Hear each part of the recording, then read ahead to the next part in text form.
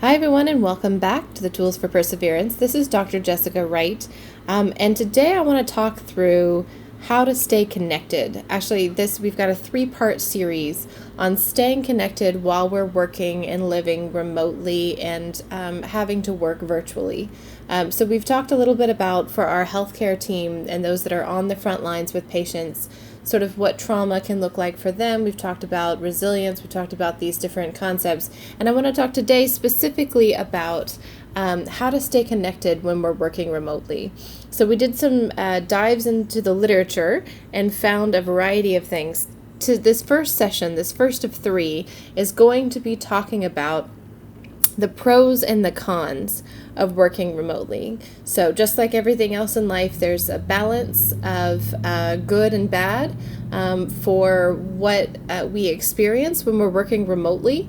And, it is important to realize what the science tells us about those people that have been working remotely for a long time before we have all been sort of forced into and we're grateful, those of us that are able to work remotely, we're grateful for the ability to, but we've all sort of had to shift into this mode of working remotely. So let's see what we found from the literature. By the way, all of this content from just today's module is coming from Christine Grant, who is the Dean of the School of Psychological, Social, and Behavioral Science at Coventry University in the UK.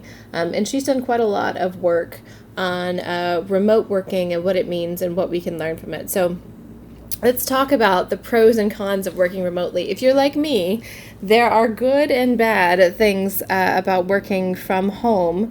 And so let's talk through them. So the first category that Dr. Grant established with her research was job effectiveness.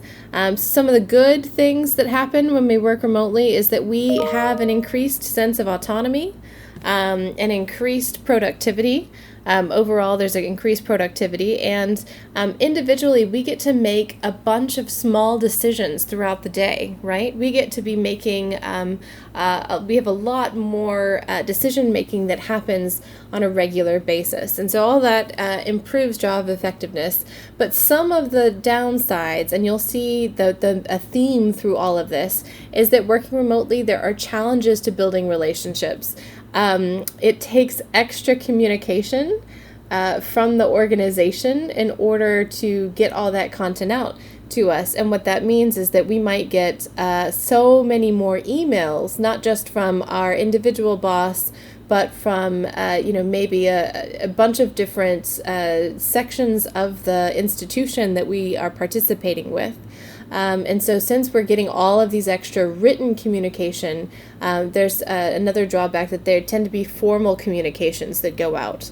And then technology restrictions. My team has been working remotely off and on since March, and one of the things that we found is we've had to upgrade some of our technology. We've had some restrictions on what works and what doesn't, and we're all struggling through that. And then in terms of work-life balance, so some of the positive that Dr. Grant and her team found was that we actually get to integrate our non-work life. So, for example, on our team, we have a daily meeting where we are on camera, and we get to see, my staff has gotten to see my little children run in. We've gotten to see dogs. We've gotten to see the home environment from our colleagues, and we sort of integrate our non-work life into our work life. So that's a beautiful thing that comes out to it. Another really beautiful thing is that we get extra time with those that are at home. So as my children have been home from school, I've had, challenges with work, and also I've had the most beautiful moments that otherwise we wouldn't have had together. So we have had, spontaneous times in between meetings or at lunch, or, other times when I wouldn't necessarily get to see my spouse, my children. We get to spend a lot more time together. And then for those people that have to work across time zones, Dr. Grant and her team found that work-life balance, it makes it much easier to work across time zones for those that are working remotely. So some of the drawbacks that they found were that for a lot of people, the lines between work and home get blurred. So the lines between you're doing your work now versus you're not. When is it time to relax? When is it not? There's also the drawback of nowhere to escape to, especially for those of us that are working at home and never intended to work at home. We have improvised office spaces. And those office spaces are often in our bedrooms or in an area that we normally would consider a place of relaxation that has now been converted into a place of work. And so for some people, there can be nowhere to escape to. And then for those that are of a particular personality type, there's a temptation to constantly be on. Since you're working from home, it means you should be able to pop over to your desk at any point in time and answer emails.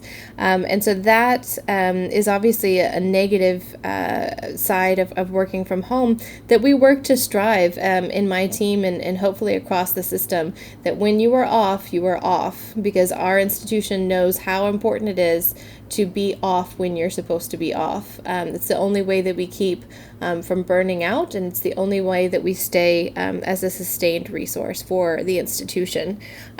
So terms of well-being, less absenteeism, and less time commuting. I know some of my staff who come from Pearland or from Kingwood love the fact that they don't spend 2 or more hours a day in their cars. And so I know that that's really, really valuable to our mental and emotional health. And then Dr. Grant found we spend way more time sitting. And when I was back in school, and I'm realizing now how long ago back in school was for me, but there was the big word on the street at the School of Public Health was that sitting is the new smoking, meaning that our sedentary behaviors are just as damaging to our heart, can be just as damaging to our heart as smoking is. And so sort of the dangers of sedentary behavior.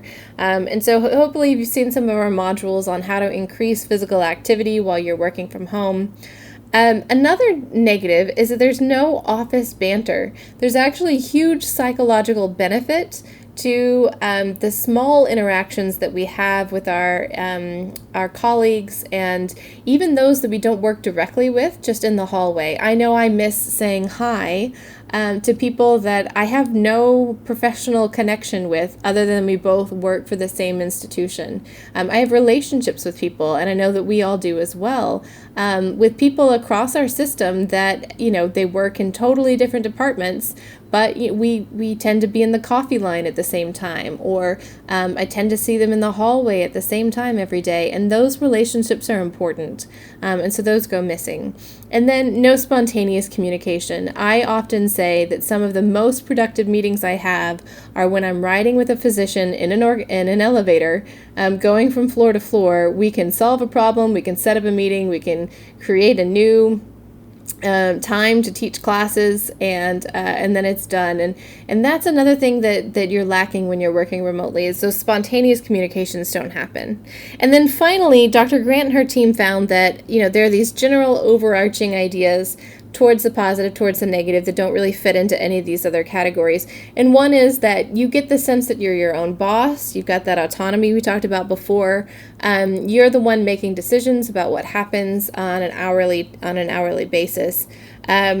You are, working remotely helps increase adaptive behaviors. You're able to become more flexible when you work remotely, because you have to sort of, meet challenges as they come up. And we actually spend less time in meetings because virtual meetings end up having, we can get quite exhausted of them back to back to back. We spend less time in our meetings together when we are doing them virtually, because instead of having the conference room booked for an hour and sort of drawing a meeting out to fill the entire hour, the virtual meetings tend to go on for as long as they need and then end. So negative side to things are that our relationships can suffer. Some people can work too much, they never turn off. Some people can work too little and take advantage of the fact that no one is watching what it is that they're doing. Although she did note in the paper that overall productivity does increase when people are allowed to work remotely. And so although there will be some people that work less, there will be an overall increase in productivity. And then, it's hard to fight against this tide of a culture where we work at all hours. And I'm grateful to work at a place that knows that as humans, we cannot work continuously without breaks, and that those breaks restore us and are integrative and incredibly valuable to us as an institution. So this is what Dr. Grant found with her research, and I want to know from you, what is your favorite part about working remotely? You can reach out to us at academicrequests@houstonmethodist.org if you like, and let us know, what is your favorite part about working remotely? And then what is your least favorite part about working remotely?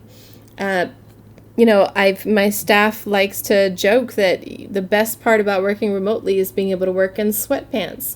But then, one of the harder parts is just having to constantly be on camera. So what do you think? What are your best parts? What are your favorite parts about working remotely, and the parts that you just can't stand?